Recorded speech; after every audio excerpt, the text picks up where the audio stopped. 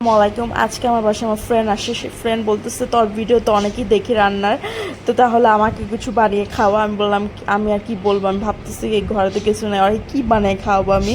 তারপর তাড়াতাড়ি আমি রান্নাঘরে যাওয়ার পর দেখলাম দুইটা নুডলস আছে, আর হচ্ছে একটা ডিম আছে, আর পেঁয়াজটা কিছুই নেই।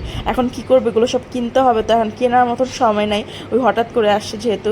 তারপর একটি কড়াই বসিয়ে দিলাম, এটাতে তেল পরিমাণ মতো দিয়ে তারপরে এই ডিমটাকে দিয়ে একটু লবণ দিয়ে ক্রাম্বল করে তারপর তাড়াতাড়ি নুডলসটাকে সিদ্ধ করে এই ক্রাম্বলের ওপর দিয়ে ভালো করে একটু নাড়াচাড়া দিয়ে একটু ভাজা করে নিলাম।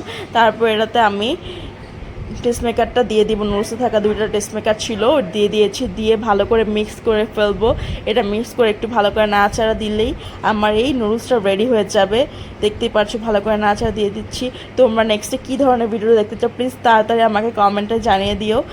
আর হচ্ছে এই নুডলসটা তোমরা একবার হলে বাসে ট্রাই করে খেও, উইদাউট পেঁয়াজ ছাড়া যে নুডলস এত ভালো খেতে হয়, এটা তোমরা একবার ট্রাই করলে এটা বুঝতে পারবে।